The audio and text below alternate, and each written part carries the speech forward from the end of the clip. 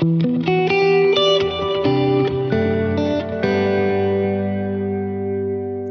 everyone. Welcome back to the Israel Connection. I'm Esti Zenati, and my guest today is Hillel Fuld. He is an American Israeli tech advisor, journalist, and one of the most prominent digital advocates for Israel and the Jewish people. Hillel has spent over 2 decades mentoring hundreds of startups and advising global giants like Google, Microsoft, and Oracle. Beyond his work in Startup Nation, Hillel leverages his massive social media reach to combat misinformation, champion Zionist values, and showcase Israeli innovation to millions worldwide. A columnist for the Jerusalem Post, and a frequent voice in Forbes and Tech Church. He is widely recognized for his giving first philosophy and his tireless commitment to defending Israel on the global stage. Hillel, thank you for joining me today. With that intro, I'll join you anytime. Just That's so a good one, right? Just so your viewers are clear, it's Tech Crunch, not Tech Church. I don't write for a Christian. No, not that kind of church. It's Tech Crunch. Okay. Anyway, yes, let's rock and roll. So as we said, you spent like years as a tech guy, but since October 7th, your feed has become a front line for Israel advocacy. Was there like a specific moment that you realized that you just couldn't keep that in the back and just have to speak up no matter what? Yeah, October 7th. That's when it happened. October 7th, I took a look at the landscape and I realized the world doesn't need more tech marketing right now, and shut down the business and refocused everything to defend Israel online, basically. And that's what I've been doing for 2.5 years. What was like the feedback like in the beginning when you first started doing that? It's been crazy. I mean, the numbers are completely outrageous. I mean, if you look at impressions, views, my content since October 7th, I haven't looked recently, but it's many, many billions with a B. So that's been, incredibly gratifying. The messages that I get from people who, I spent years building a relationship with and trust with, who, aren't exactly pro-Israel, but again, they trust me. So the messages I'm getting from those people telling me that I've opened their eyes to a whole different, perspective, very gratifying. Yeah. So you often apply tech marketing principles to Zionism. So if Israel were a startup and its brand was currently underwater, what is the first step in the rebranding strategy to reach people who aren't already on our side? Figure out the narrative, right? Mm-hmm. Again, like any startup, what is your story? Like, how are you pitching this thing? How are you marketing this thing? How are you selling this thing? What is your pitch? What is your value proposition? Who's your target audience? This is stuff that is 101 when it comes to marketing. And somehow when it comes to Israel, we've skipped that part. And our enemies are phenomenal at this. They have a great narrative. It's a false narrative, but it's a narrative, and it's very easy to understand. Whether you're 4 years old or 98 years old, you can understand you are oppressing us, free Palestine. Simple. When you look at Israeli, advocates, everyone's yelling something else. This guy's yelling about Mamdani. This guy's yelling about the New York Times. This guy's like no narrative. And what we do have is completely fragmented. So the first step is figuring out what is our story? What is our narrative? Then you figure out the channel by which to get that narrative out. And then you figure out how to unify the message and join forces instead of everyone being so fragmented. Yeah. So speaking of that, we've seen with particularly the Gen Z that they have been very influenced by everything that was going on from the Palestinian narrative and buying into all of that, even though we know it's lies. How do you think we can, how can we communicate with them and try to change that and bring it to our side? The premise of your question is that we can. I don't know that we can, nor do I know that we should. I think, again, the first thing we need to do after figuring out the narrative is figuring out who our target audience is, right? And the way I see it, there are 3 groups on the internet. There's our group, which is people that are pro-Israel and understand that we're on the right side of history. Then there's the people on the other end, who I call the Heil Hitler folks, who are just a lost cause. You could show them till you're, blue in the face that the chair that you're sitting next to is red, and they'll keep telling you it's black. And you're saying, no, but look, it's red. No, it's black. So you're just wasting your time talking to those people. The middle group is by far the largest group.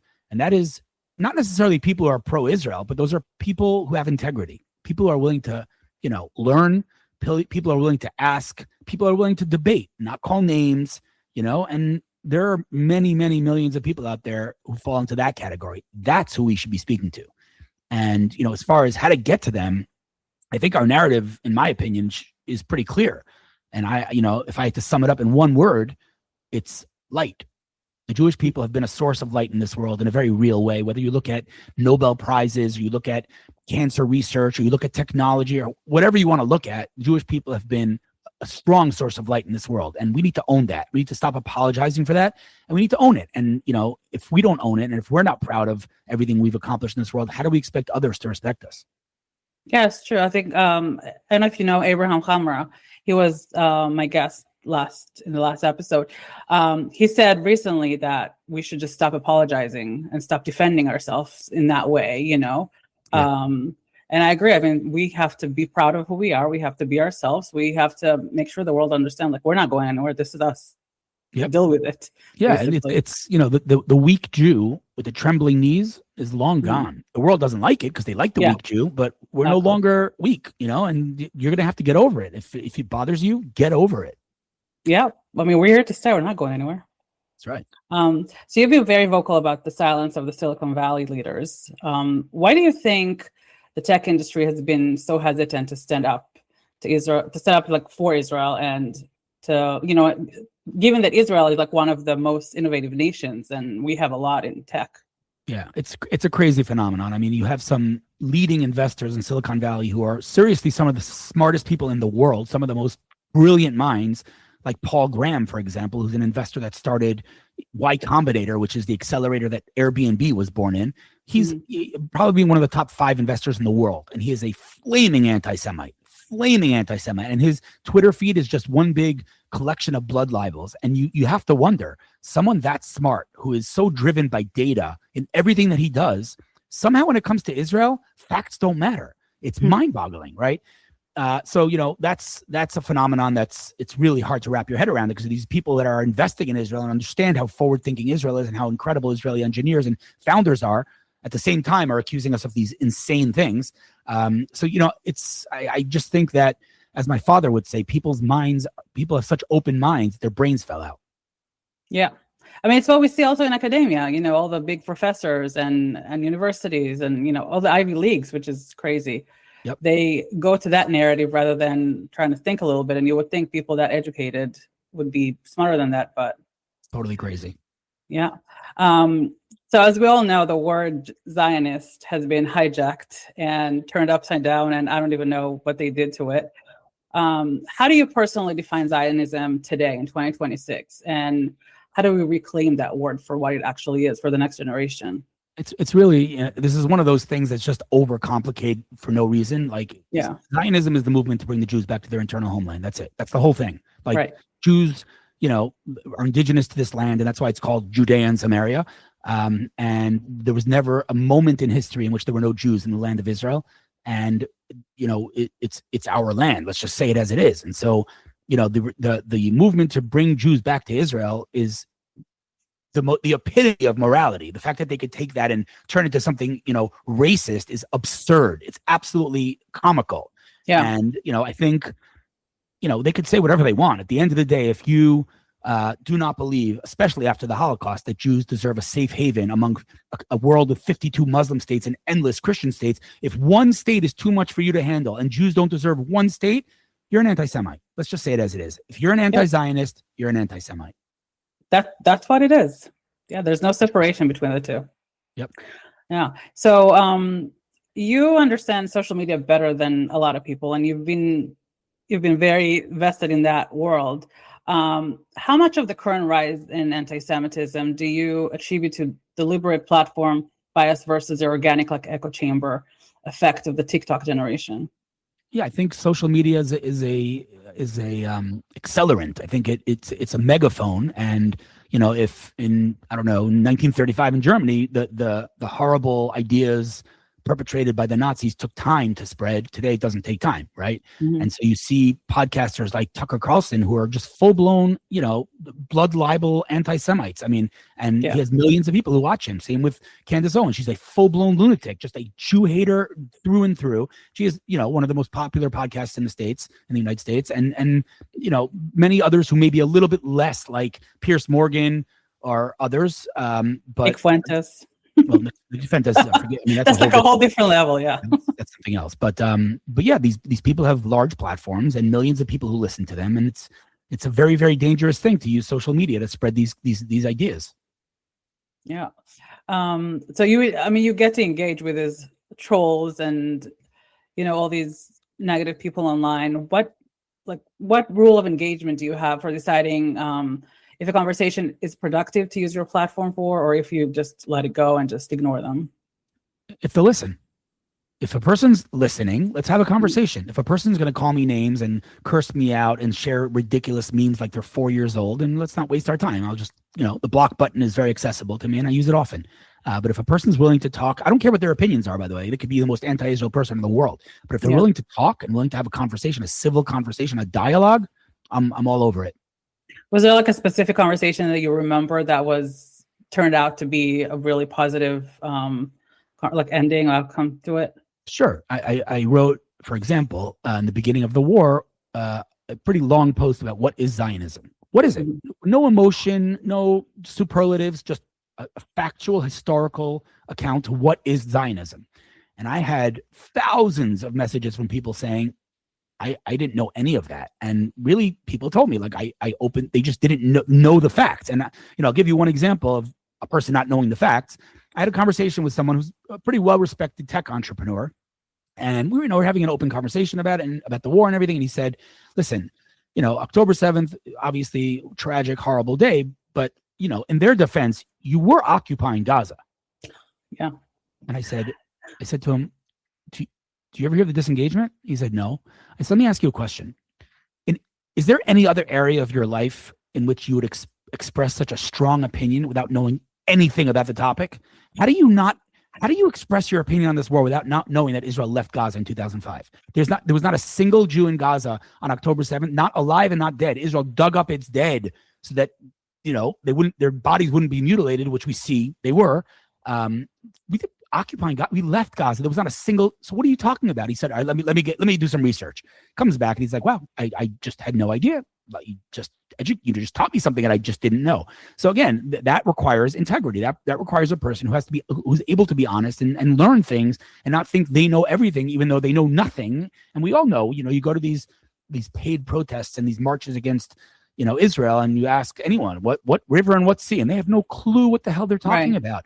So, if a person doesn't know what they're talking about and they're not willing to learn, don't waste your time. But if a person is willing to have a discussion and learn, then engage. Yeah, and I respect that. I think that this is something we've heard a lot, during the beginning. Oh, you deserve that because you did this and that. Israel is occupying Gaza, and it's crazy. Have you not heard about Israel exiting Gaza in 2005? That's like the one thing that I've heard over and over and over in the beginning, and I feel like a lot of people didn't want to listen and didn't care about that. But then others were like, oh, let me do some research. And then they learn it's like a light bulb, I guess. It's great. It's crazy that millions of people out there are so heavily invested in a conflict they know nothing about. Nothing. Yeah. They couldn't point to Israel on a map. They literally could not point to Israel on a map. These people are heavily indoctrinated, and that's the best case scenario. Most of them are actually paid. It's an absurd situation, but again, I have to say, this is credit to our enemies because they are very well coordinated. They have media kits and they have PDFs and they have Zoom calls, and they are very well orchestrated and very well coordinated. And if anyone thinks that the All Eyes on Rafah campaign just came to be, or if the encampments just came to be, then you're delusional, right? This is a very well coordinated effort, well paid effort, and we see the results. And also, I think it happened, especially with the encampments and everything that's going on college campuses. It's been happening for years. This is not the first time. It didn't start on October 7th. Right. It's been happening for years. If you want to know what our enemies are guilty of, literally look at what they're accusing us of. Every single thing, it's unbelievable. Every single thing that they accuse us of, is an admission of guilt, right? I mean, genocide. Have you seen what they did on October 7th? Starvation. Have you seen what they did to our hostages? Sexual crimes. Are you kidding me right now? Apartheid. Good luck walking into an Arab town in Judea and Samaria. There's a big red sign that basically says, if you're a Jew, you can't walk past here. That is apartheid. So everything, they accuse us of being paid for our hasbara. Really? You guys are like blatantly being paid. So every single thing, if you want to know what they're guilty of, look what they're accusing us of. Yeah, it's true. And I mean, to this day, when I see people react to these things and are like, oh, you're doing this and that, I'm like, how blind can you be? Like, this is right in front of your face. Yeah. And by the way, just, on the good side of that is that this took me a while to realize, but the situation today is so far removed from anything logical and rational that I can't help but realize that this is God's doing. This is not man-made, because again, you can't be that dumb. Like just go to the most basic fundamental issue here. How could it be that after October 7th, instead of the world siding with Israel, anti-Semitism spiked? It doesn't make any sense. It's just counterintuitive. So again, as a religious and observant Jew, I see God here. I don't know why God does the things that he does, but it sure as heck is not man-made, because none of this makes any sense. No, it's I've been feeling like I was in a twilight zone for quite some time. Yep. So, standing up for Israel and doing all these things comes with a price, as we all know. And one of the things that happened is that you were banned from Australia and amongst other Israeli and Jewish influencers and politicians. How did that happen, and why do you think it happened in Australia specifically? I mean, Australia's rotten to the core. The government there is just have lost their minds. They've lost their moral compass and they've lost their minds. And they when they banned me from Australia, they sent me an email with the explanation of why I was banned, and it included a PDF that quoted some of my tweets that were quote unquote Islamophobic. Ridiculous. None of them were Islamophobic. Nothing that I write is Islamophobic. I'm the farthest thing from a racist. But they found an excuse and they went with it, and it's absurd. It's absolutely absurd. I mean, the things that I said were factually based. Like, it wasn't even a question. But they wanted to ban me, so they found an excuse. How did you navigate this whole negative experience? Not just with that, with other things as well. I mean, first of all, of course, I appealed, and I went that route. Then I went the diplomatic route. Ambassador Huckabee wrote a letter on my behalf. Israel's foreign ministry wrote a letter on my behalf.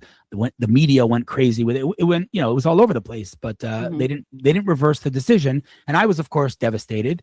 But it turned out, to be a very good thing, because a few days later the Iran war broke out, and I would have been stuck in Australia. So I was home with my kids, and I'm very thankful that they banned me. Yeah, so I guess it all worked out for the best. And they lost a good speaker, so thanks. Appreciate that. So your brother Ari was a legendary lion for the Jewish people. How much of your current intensity and your refusal to stay silent is fueled by a sense of duty to carry on the specific work that he started? Well, I ask myself on a daily basis, WWAD, what would Ari do? Right? Because we actually had a disagreement about this. He engaged with everyone. Anybody, literally anybody argued, he would engage. And I'm like, the guy's not listening to you. Like, we disagreed on that. But his legacy, many legacies, but I would say his strongest legacy is the I say obsessive, but that has negative connotations, but his obsessive need to stick to the truth, right? I mean, we live in such a world of lies. And when someone would talk to him and say, the state of Palestine, and we all just maybe go on with the conversation, he would wait, whoa, the state of what? Because tell me, if the state of Palestine existed, please, who was the first leader, and what was the national anthem, and what was the currency, and what was the language spoken, and the person looks at him, like, what? And the answer is, Ari didn't accept these lies. You would come and you would say the West Bank, and he would say, you mean Judea and Samaria. So, I try to do that, and sometimes I fail. Sometimes I use the word Palestinian because there's just no other, way to describe them. But I try to stick to the truth as much as I can. And the truth is important, and hopefully more people will learn from the truth instead of believing all the lies that they've been fed. Yep. Yeah. So it's a crazy world we live in. Like, truth, it's not even like truth is an ideal anymore. Forget the fact that people are just constantly spreading lies about the Jews and everything, but it's not even like we try to, achieve, or we don't even aim there. Like the world is just lost. They've lost their minds. Like, and I'll tell you something, I don't want to get too controversial, but when it comes to the issue of pronouns, right? Mm-hmm. So, one of the biggest, let's say, arguments of the let's call it pro-trans community is, what do you care? If I want to be called a man or I want to be called a woman, call me a woman. What do you care? It doesn't cost you anything. Why do you have to offend me? Just call me a woman.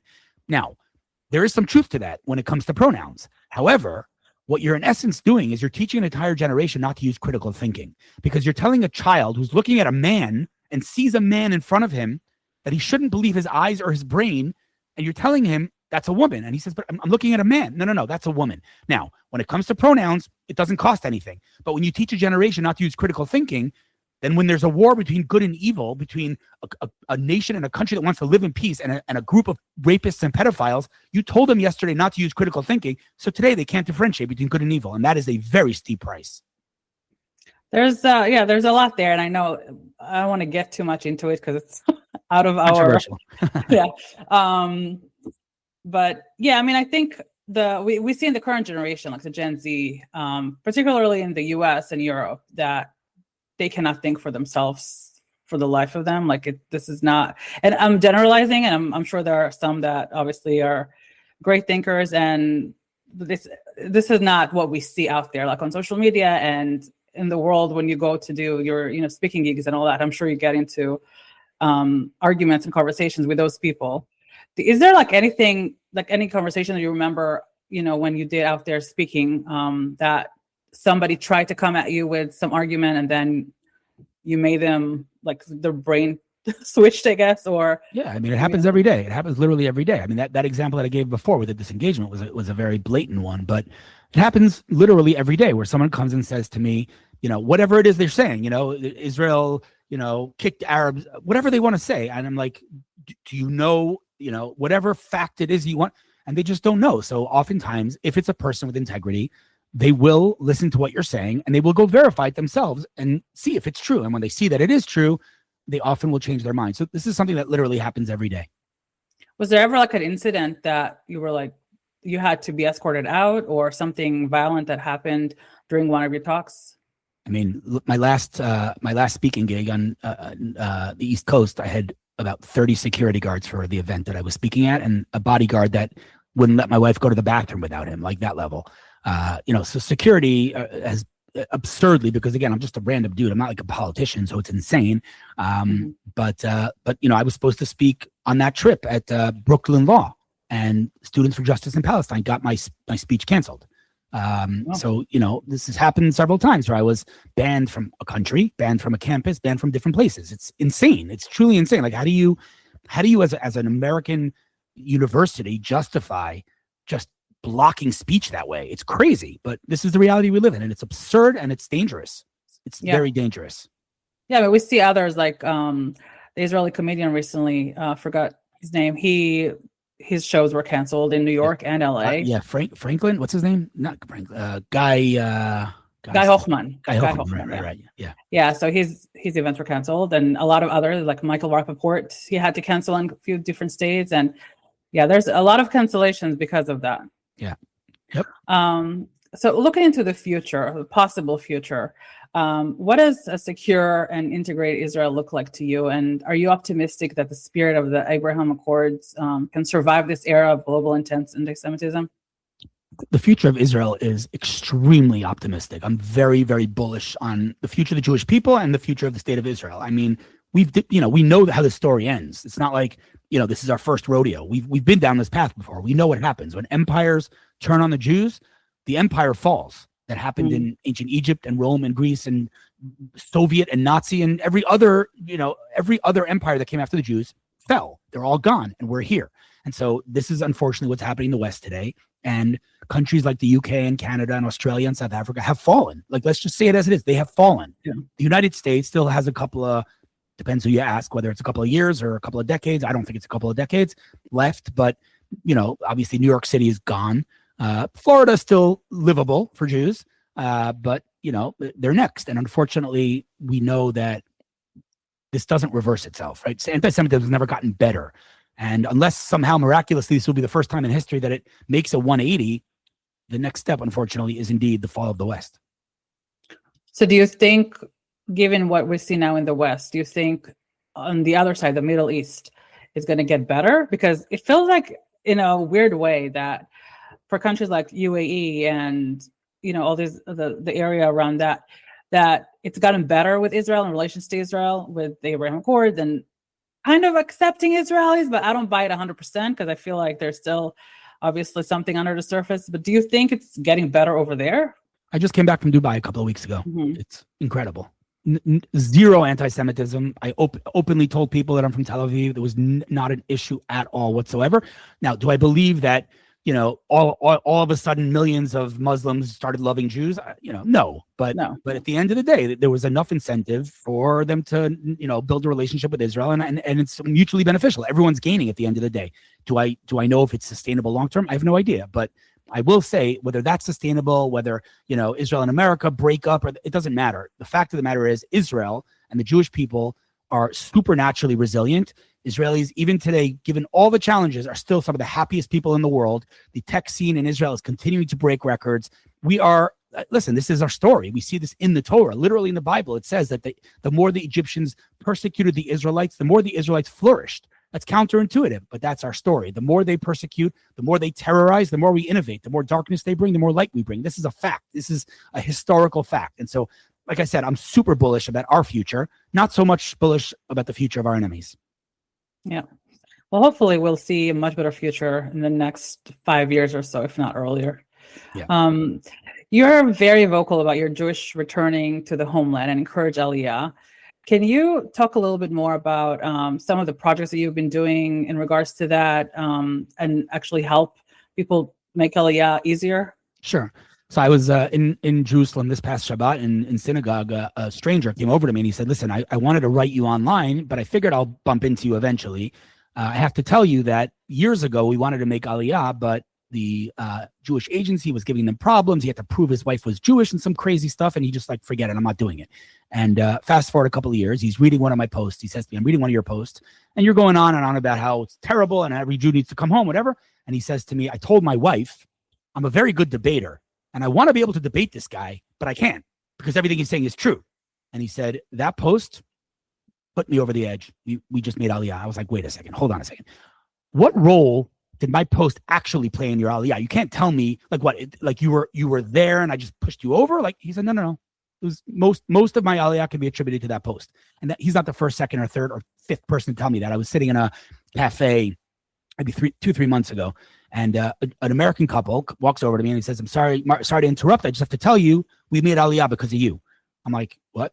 I don't even know you. Who are you? What are you talking about? And we start to talk, and they said to me, your posts just clarified and crystallized it for us, and we realized we needed to get out, and we made Aliyah because of you. So, it's reaching many, many people, and I got to tell you, my schedule from the end of December until the end of April is back to back to back all day, every day, talking to Olim all day, whether it's people who made Aliyah or are going to make Aliyah. Today, I think I have 10. I think I have 10 calls today with Olim, and so yeah, I do not believe that there is any justification on a collective level for Jews not to come home today.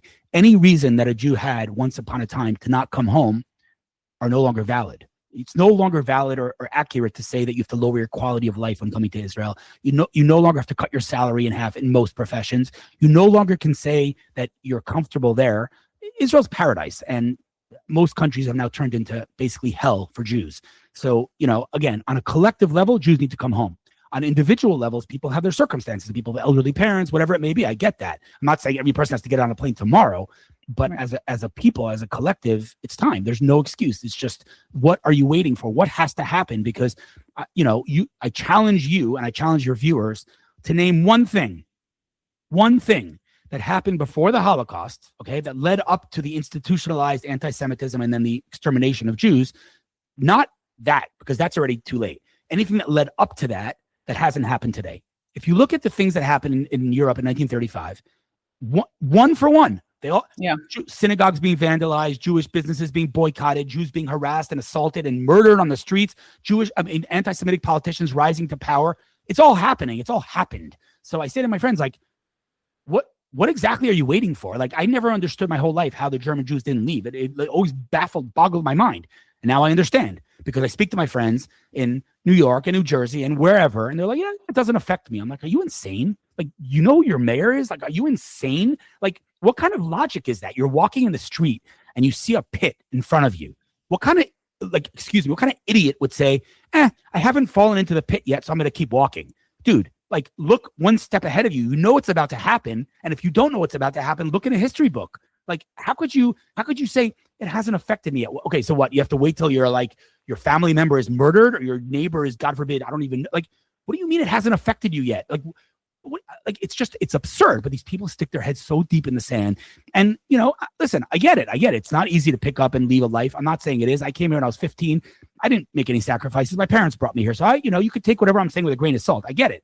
That being said, it seems to me, from where I'm sitting, that basically the Jewish people have overstayed their welcome. I mean, the analogy that I like to give is, you're at a party in high school and, you're at someone's house at a party, you're having a good time, and then the parents come home and they're like, okay, the party's over, like, go. And everyone leaves except for this one guy who's like, yeah, I'm just going to stay. They're like, dude, read the room, man. It's time. The party's over. Go. Yeah, I'm going to stay. What? Like, Jews, you're overstayed your welcome, man. The party is over. Your countries have spoken. If you think that you have a future in Australia after Bondi Beach, then stop smoking whatever it is you're smoking. That's all I have to say. But I think it's even deeper than that, because I feel like we see in New York, for example, that a lot of Jews voted for Mamdani, which is ridiculous.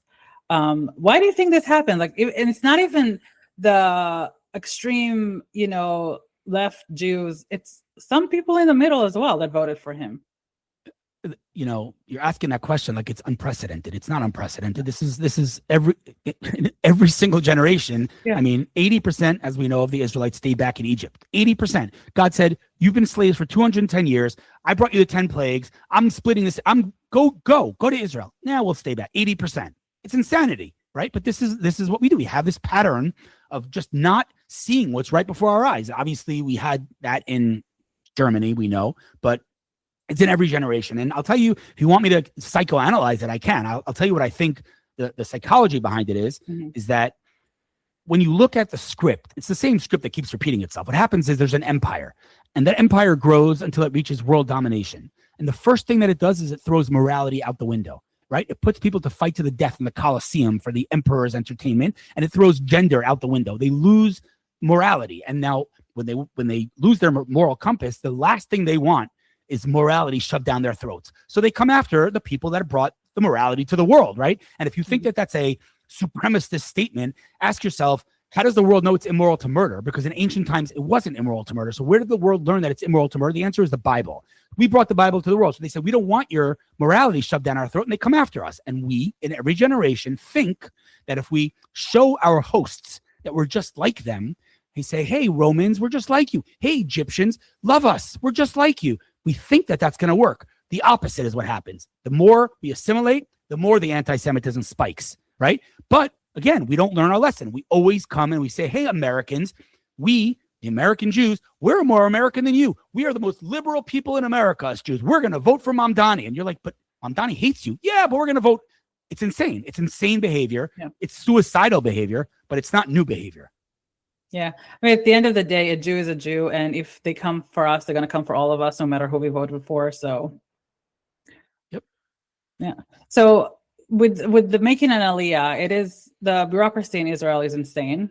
As an Israeli, I've lived that most of my life, and I know, but making an Aliyah is not an easy feat. You obviously leave your life behind. And then particularly if you're coming with a whole family, when a single person comes, it's a little easier. But how do you suggest people navigate that process? Well, what happens? I don't agree with your premise. Why? I mean, I came here 30 years ago, and 30 years ago, I had to have my friends from America bring me tuna fish. Like, you couldn't get peanut butter in this country. Like, it was a third world country. 30 years ago, if you came to Israel, there was only one reason, and that's because you were a hardcore Zionist. Today, Israel's paradise. You do not have to lower your quality of life when you come to Israel. In my opinion, in most cases, you increase your quality of life. And yeah, I'm not saying there aren't challenges. Of course, there are challenges going from any country to any country. And yes, Israelis are rough around the edges. And, yeah, I'm not denying that.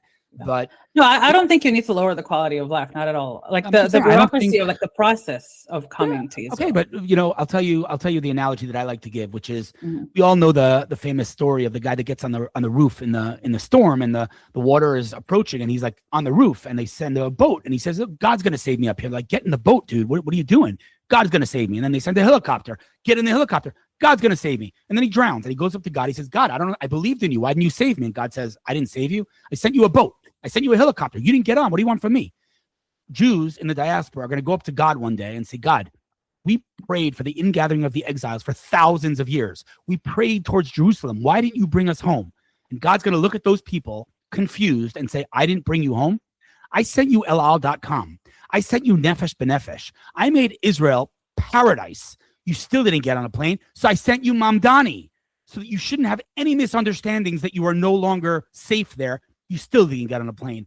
It's not my fault. Don't blame me." That's the truth. And so, yeah, there are challenges, Israeli bureaucracy, but at the end of the day, there's a support system, the likes of which we never had. If it's Nefesh B'Nefesh and other organizations, there are tens of thousands of people who have done it before you, who, you know, are willing and happy to support and to help and to give advice.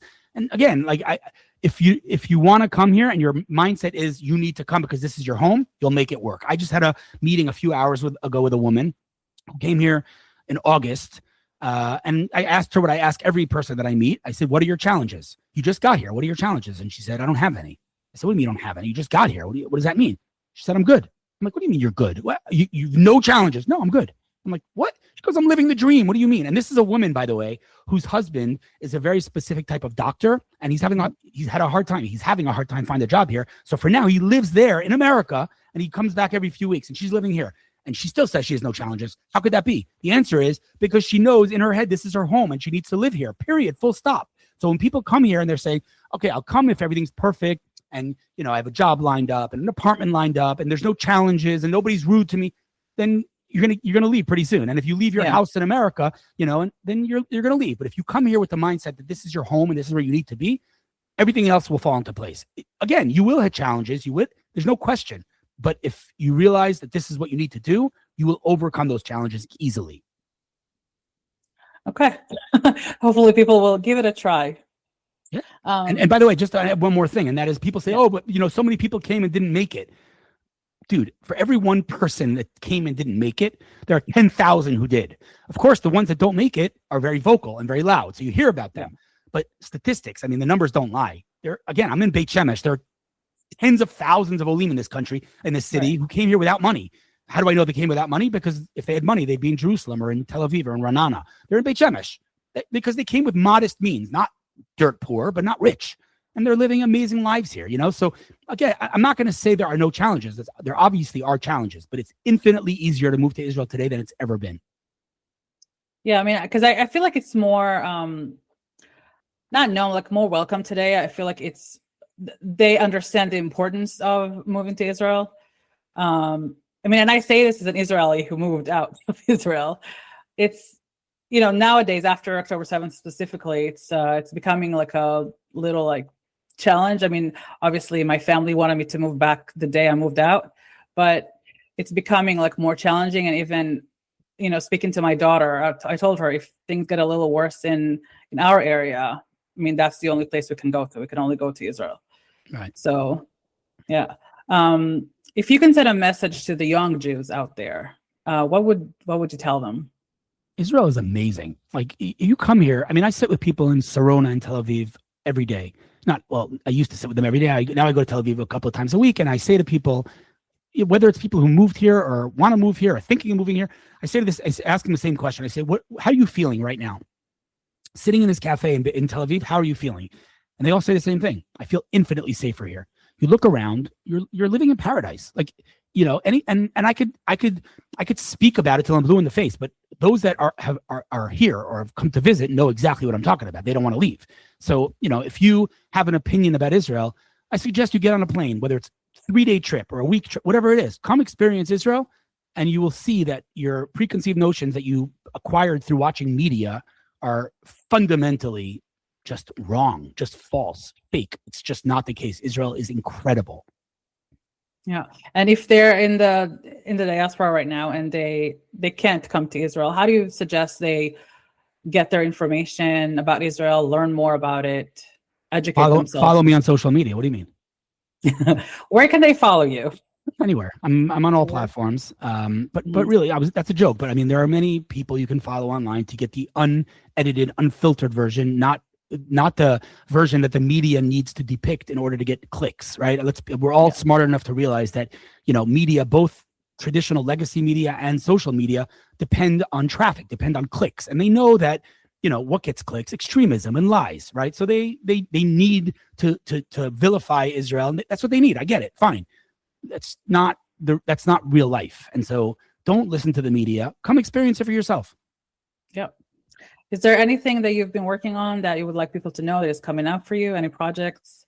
Yeah, I mean, we're building a lot of cool tech tools. Zionistinvestor.com is a new platform that just launched last week, which is a really cool platform because people that want to make Aliyah often think that Israeli real estate is unaffordable. And the reason they think that is because they're familiar with Jerusalem, they're familiar with Tel Aviv. You think they ever heard of Bat Yam? You think they ever heard of Ramat Gan? No. So what this does is this platform is you put in, the criteria of what you're looking for in terms of property, and it will show you, property in, let's say, Tel Aviv, but it will also show you property in places that you may never have heard of. And it uses AI to surface, different real estate properties around Israel. And it's a very, very cool platform. So that's one. And another one that just launched recently is henamkeari.com, henamkeari.com. And it's a very simple tool. There's 2 buttons. I'm an Ole. I want to help an Ole. That's it. You're an Ole. You have questions. You want to help Olim. You offer answers, and then it just connects them. Very simple. And there are other things. And Nefesh B'Nefesh is doing incredible work, not only in helping people make Aliyah, but their website is an absolute gold mine of endless resources. I mean, a job board, hundreds of communities, each of which has someone from the community who volunteered to talk to someone who wants to know about the community. Like the Nefesh B'Nefesh website, as far as I'm concerned, if you want to make Aliyah, you need to spend hours upon hours on the website. Yeah, Nefesh B'Nefesh is a great organization. Yep. Not many people know how great they are. No, but I don't think they're spoken about enough. It's true. Yeah, but I did hear from some Olim that they've been talking about it and they've been working with them closely. But yeah, people need to know about them. They're a great organization. By the way, they're not, they are the biggest for sure. But there are other organizations that are also incredible that nobody's heard of, like Israela. You ever hear of Israela? Nope. It's an incredible organization. They bring groups of families to Israel. The families pay for the flight. That's it. And they bring them around to towns that they probably never heard of. And as a group, they choose where to live and they move in. And the organization takes care of everything. Like literally, they get to their apartment and their refrigerator is full. Like they take care of everything. It's an incredible organization and nobody's ever heard of them. So there are many organizations. Yeah, check them out. It sounds very good. There are many organizations out there to help Olim, and unfortunately, like many Israeli ventures, tech and other, they're just not very good at marketing. Yeah. Well, yeah, hopefully people will get better at that because I think these are important organizations that people need to learn about. That's for sure. 100%. Yeah. All right, Hillel, thank you so much for being here. It's been a pleasure talking to you. Absolutely. Thanks for having me. Thank you. And I hope everybody follows you and learn more about you. We're going to tag you in our social media posts so they can find you easily. Make Aliyah great again. Yeah. All right. Thank you all for listening. Until next time.